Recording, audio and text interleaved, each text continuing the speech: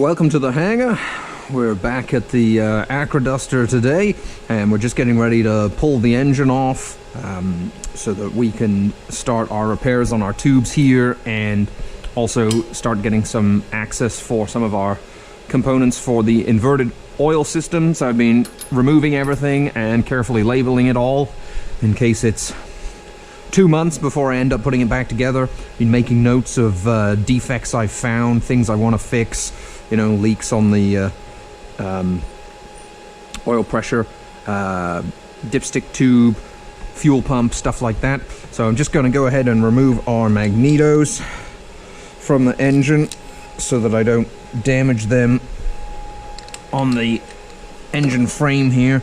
They likely would come out on the engine, but they're leaking anyway, so I think some new gaskets there will be appropriate. So I'm just going to remove them now, and then we don't have any issue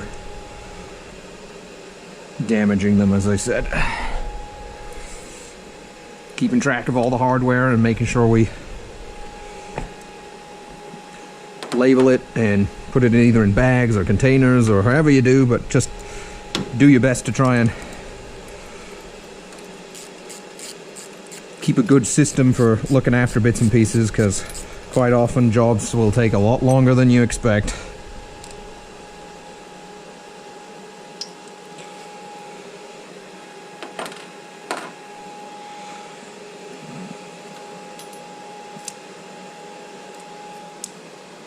Now some magnetos are got a little cushions in the drive on them. You got to be really careful when removing those that you don't end up dropping the cushions into the back of the engine.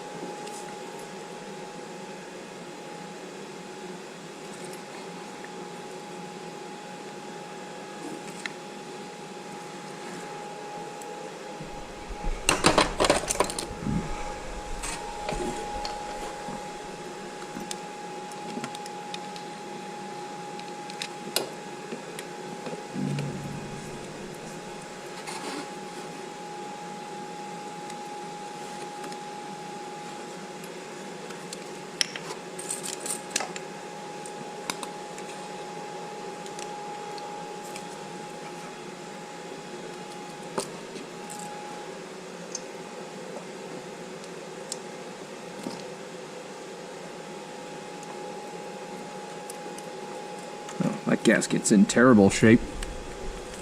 It's already broken and being glued together. There's no wonder it was leaking. Well, aren't you glad we're taking those off?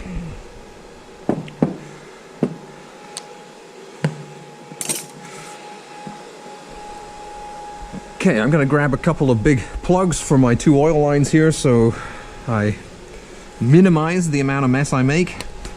And then we should just be removing our 4 bolts here once we've got the engine crane supported. The engine, keep in mind the lifting points here are designed to lift the engine only, okay? Don't try and lift the whole airplane off of this, you can break the case. So I'm gonna grab those plugs, grab a few rags to block up our mag holes. We'll get our 4 bolts pulled, and then hopefully we'll get this engine out. Okay, we've got our oil lines capped. We got all our cotter pins out. They were a bit of a fight. We've got our crane set up and just taking just a little bit of weight there. That's definitely separating that very quickly. Let's just take a little more weight and gotta keep an eye on things.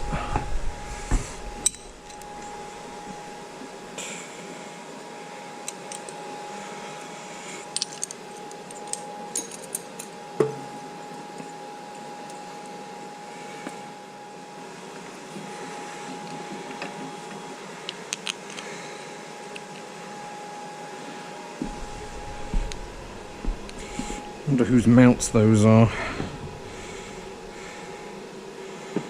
Okay. Top left.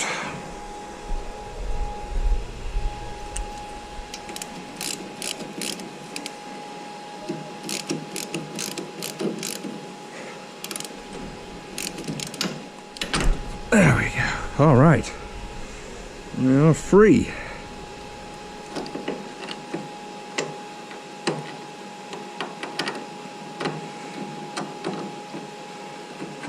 Let's pull it ahead slowly. Make sure we haven't got anything hung up.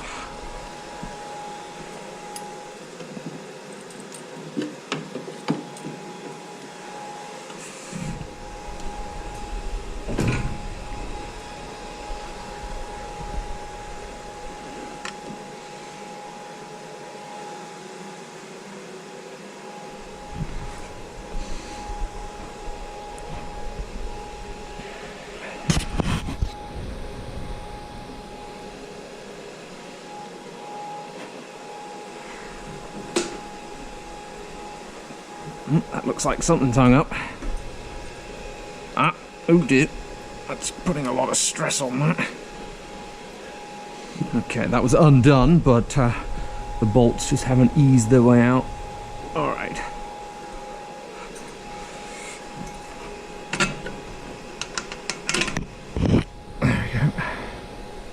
There we go.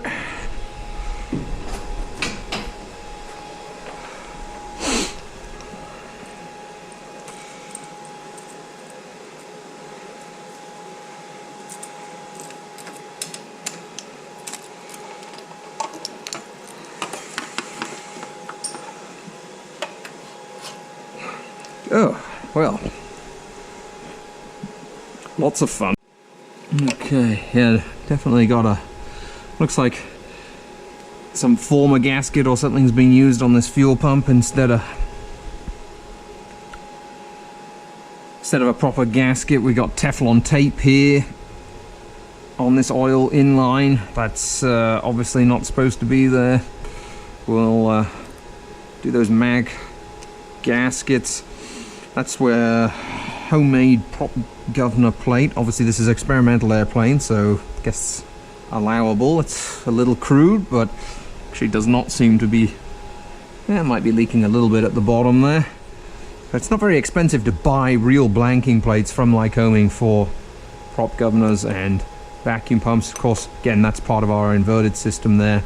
So we are actually going to have a